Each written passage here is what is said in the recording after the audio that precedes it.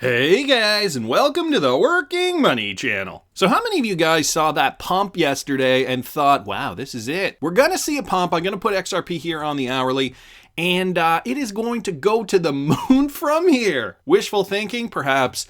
Right now, XRP trading at about 171.171 cents. It did go as high as about 18 cents. In the evening hours, okay, reaching, surpassing what we had seen in the past, which was 17 cents back on March 20th.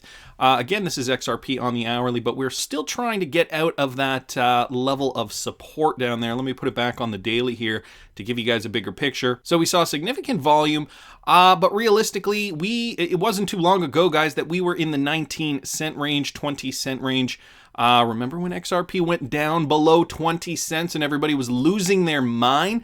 And then it shot up in January and February 2020, all the way back up to about 34.5 cents before the beer flu kicked in, bringing it way back down here to as low as 9 cents, I think, on some exchanges. So realistically, what do we have to do? Where do we have to go? Now, I ultimately think we could see lower lows, just dependent on the overall market conditions. But if we get up above 20 cents, I think that is a good start. And I mean, hey, anything can happen, right? The Bitcoin halving is coming up, and that has historically helped push Bitcoin price higher eventually, albeit not right away. It tends to capitulate first, but then after that, we see a Bitcoin trend start going bullish. That will definitely help altcoins. Also, real world utility, right? We're in a crisis right now. There's a lot of unknowns at play, and we just do not know what the possibilities could be. The S&P 500 rebounding as well, and so that's important to keep an eye on too. Stocks are rebounding. The Fed is putting money into the market. Are we going to form a double top and come right back down? Or are we going to just print our way out of this mess? It's a good question to ask yourself, guys. Be very, very careful what you decide to do with your money at this point in time. This from Daily Hodl. So the Siam Bank utilizing Ripple Rails for new instant payment app. And so Thailand Siam Bank says it's building a new app that uses Ripple payment technology to allow tourists to pay for goods and services without needing to convert currencies. And that's great for tourists because in a world where, we are going to continue to use all kinds of different currencies based on what country you live in, the region you live in, so on and so forth. These types of technologies are going to be important for certain countries, especially countries where you see high tourism, so that people from other countries can convert without having to really convert. Remember those exchanges you used to have to go to bring your USD or whatever and convert it to a different type of currency if you were to go on vacation? Well, I think those things are going to be a thing of the past. Thailand's oldest bank is a long-time Ripple partner and launched a Ripple-powered cross-border payments app called SCB Easy back in January. Now SCB Easy says it's once again tapping Ripple for a new app that allows tourists to use QR codes to seamlessly pay for goods and services in Thailand. The other thing too that's great about this for tourists is that they don't have to carry large sums of cash around. Carrying cash, I think, is going to slowly become a thing of the past. Kids 20 years from now will look at movies like Blow. Do you guys remember Blow with Johnny Depp? 2001 film, and he plays drug dealer George Young, who dealt in the cocaine trade back in the 80s. And I remember this one scene where there's this room, he's in this room and it's just loaded to the brim, you're walking through it and he's just trying to count his money and there's bills stacked to the rafters. And I think that kids in the future will be like, what the heck is that? Why is he, what is he counting there, right? As ridiculous as it sounds today, there will be a generation where people will not have seen cash and will only have heard about it. And, little children will ask, what is that? Kind of funny to think right now. We aren't there yet, but we are getting there. Guys, this is from Matthew Liny on Twitter. And so Sygnum Bank launches digital Swiss franc token. Now, I wanted to bring this up because I know some of you might have the question, is this a threat to Ripple? It's a stable coin, it's based on the Swiss franc, but just hear me out for a second. So Sygnum, the world's first digital asset bank, has launched the Sygnum Digital CHF, the DCHF, a digital token pegged to the Swiss franc. For every settlement token minted in its customers' accounts, Sygnum, a regulated Swiss bank, will hold the equivalent amount of CHF as collateral in the Swiss National Bank. As a bank, Sygnum and its products and services are regularly audited. So, settlement tokens, also called stablecoins, are digital assets that can be pegged against any national currency. The Sygnum DCHF acts as a bridge between other digital assets and fiat currencies, increasing transaction ease and efficiency. Sygnum's DLT-based DCHF can be transferred in real time, resulting in almost immediate settlement of transactions and eliminating the need for intermediaries. When I read this at first, I thought, okay, this is the first time we're actually seeing something that could pose a threat, possibly to Ripple, if it can settle in real time. It eliminates the need for intermediaries, and it can act as a bridge asset between digital assets and fiat currencies. For institutional clients, the Sygnum DCHF is a central component to the digital asset ecosystem that enables a full integration of asset tokens into banking commerce.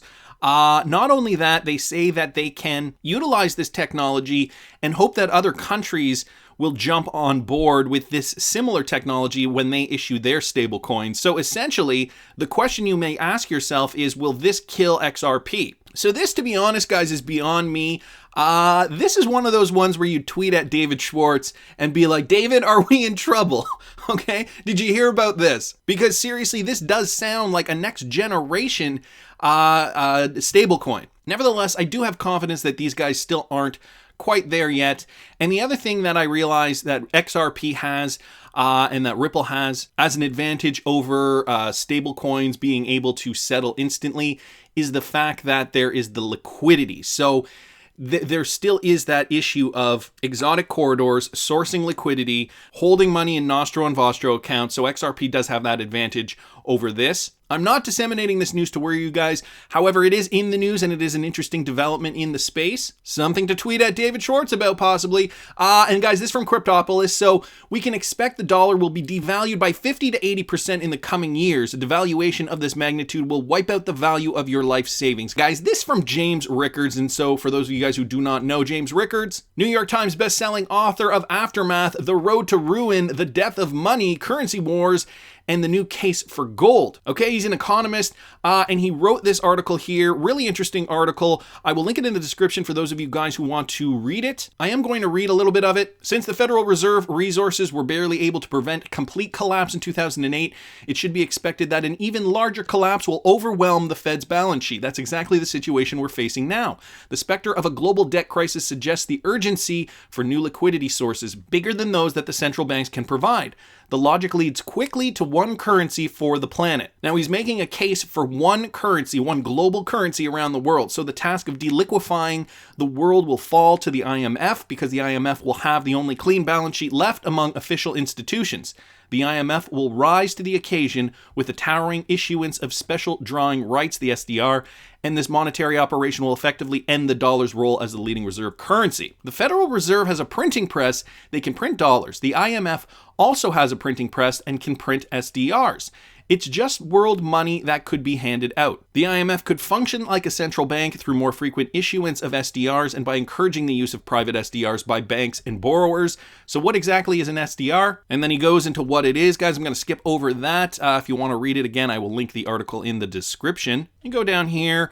For a second, yes, down here. So over the next several years, we will see the issuance of SDRs of transnational organizations such as the UN, the World Bank, to be spent on climate change, infrastructure, and other elite pet projects outside the supervision of any democratically elected bodies. So possibly calling for an SDR, the international monetary elite have been waiting for a global liquidity crisis so that we're facing right now. In the not too distant future, there will be massive issuances of SDRs to return liquidity to the world. The result will be the end of the dollar as the leading global reserve currency. Some interesting points he makes in here.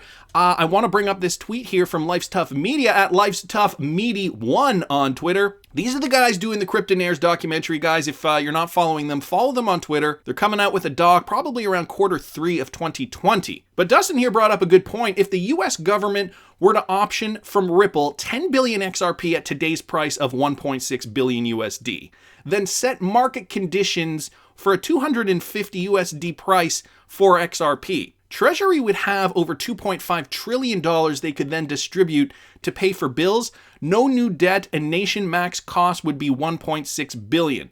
Do you agree, Joel Katz? It's an interesting theory. Some people chiming in down here. Milad Bergston mentioning XRP price cannot be set. Where have you ever seen that happen? XRP price is set by supply and demand, which we've always talked about.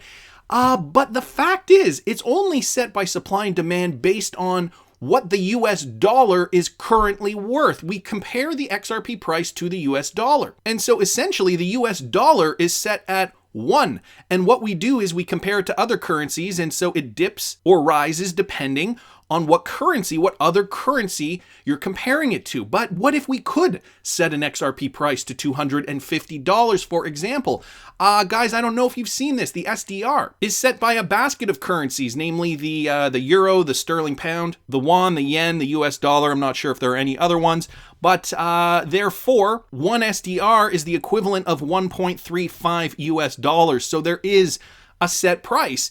Dustin, I like how you're thinking, bro. People holding XRP would become rich, and the governments of the world would solve their problems. There'd be a new reserve currency. It would be digital. Ripple already has the infrastructure in place for this to happen. Why isn't this a good idea? Guys, tell me in the comments because I want to hear what you guys think. Please subscribe to the channel if you haven't already. Like the video if you like the content I'm providing. I always love hearing your comments. See you in the next one, guys.